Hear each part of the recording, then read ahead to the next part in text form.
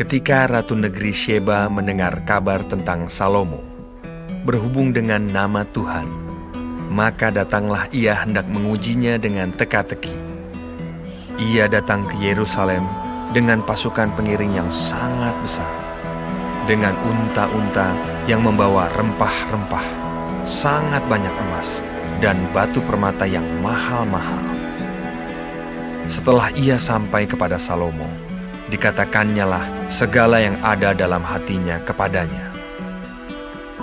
Dan Salomo menjawab segala pertanyaan ratu itu. Bagi raja, tidak ada yang tersembunyi yang tidak dapat dijawabnya untuk ratu itu.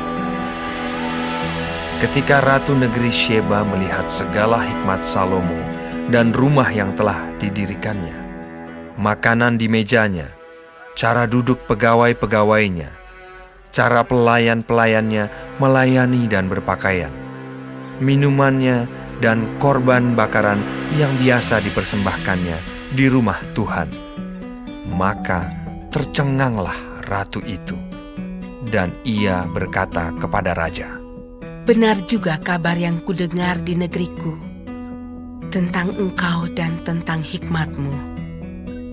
Tetapi aku tidak percaya perkataan-perkataan itu sampai aku datang dan melihatnya dengan mataku sendiri. Sungguh, setengahnya pun belum diberitahukan kepadaku. Dalam hal hikmat dan kemakmuran, engkau melebihi kabar yang kudengar.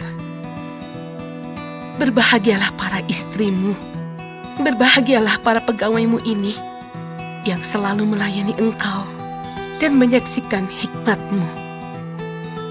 Terpujilah Tuhan Allahmu yang telah berkenan kepadamu sedemikian, hingga ia mendudukan engkau di atas tahta kerajaan Israel.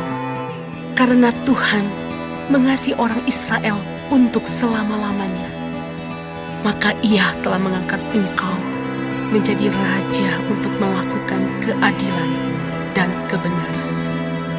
Lalu diberikannya kepada raja 120 talenta emas dan sangat banyak rempah-rempah dan batu permata yang mahal-mahal.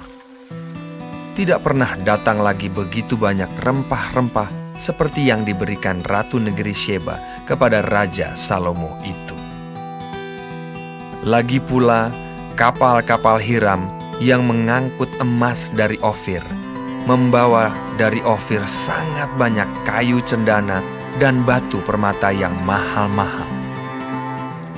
Raja mengerjakan kayu cendana itu menjadi langkan untuk rumah Tuhan dan untuk istana raja, dan juga menjadi kecapi dan gambus untuk para penyanyi. Kayu cendana seperti itu tidak datang dan tidak kelihatan lagi sampai hari ini.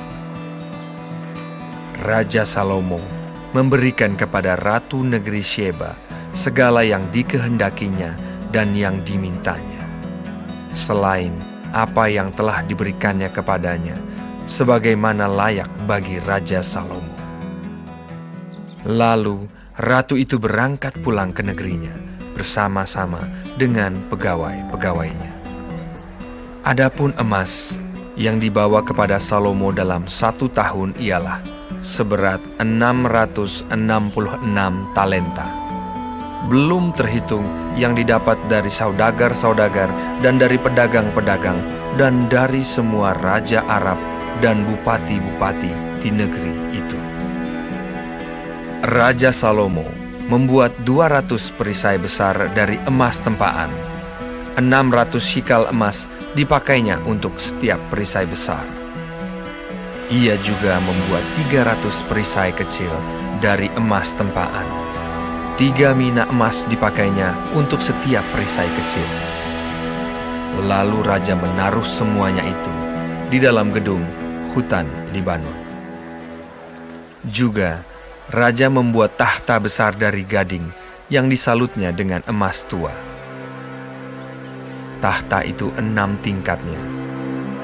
Pada tahta itu ada di sebelah belakang sebuah kepala bundar, dan pada kedua sisi tempat duduk ada kelek-kelek. Di samping kelek-kelek itu berdiri 2 singa. Sedang 12 singa berdiri di atas ke-6 tingkat itu sebelah menyebelah. Belum pernah diperbuat yang demikian bagi sesuatu kerajaan. Segala perkakas minuman Raja Salomo dari emas, dan segala barang di gedung hutan Libanon itu dari emas murni. Tidak ada barang perak, sebab orang menganggap perak tidak berharga pada zaman Salomo. Sebab di laut, Raja mempunyai kapal-kapal Tarsis, bergabung dengan kapal-kapal Hiram. Dan sekali 3 tahun, kapal-kapal Tarsis itu datang membawa emas dan perak serta gading, juga kera dan burung merah. Raja Salomo melebihi semua raja di bumi dalam hal kekayaan dan hikmat. Seluruh bumi berikhtiar menghadap Salomo untuk menyaksikan hikmat yang telah ditaruh Allah di dalam hatinya. Mereka datang masing-masing membawa persembahannya, yakni barang-barang perak dan barang-barang emas, pakaian, senjata, rempah-rempah, kuda dan bagal, dan begitulah tahun demi tahun. Salomo mengumpulkan juga kereta dan orang berkuda, sehingga ia mempunyai 1.400 kereta dan 12.000 orang berkuda, yang semuanya ditempatkan dalam kota-kota kereta dan dekat raja di Yerusalem.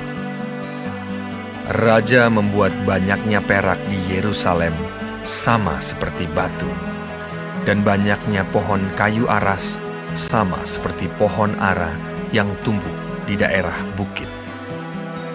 Kuda untuk Salomo didatangkan dari Misraim dan dari Kewe. Saudagar-saudagar raja membelinya dari Kewe dengan harga pasar.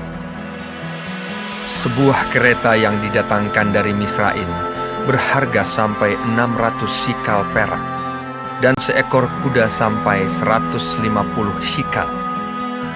Dan begitu juga, melalui mereka dikeluarkan semuanya itu kepada semua raja orang Het dan kepada raja-raja Aram.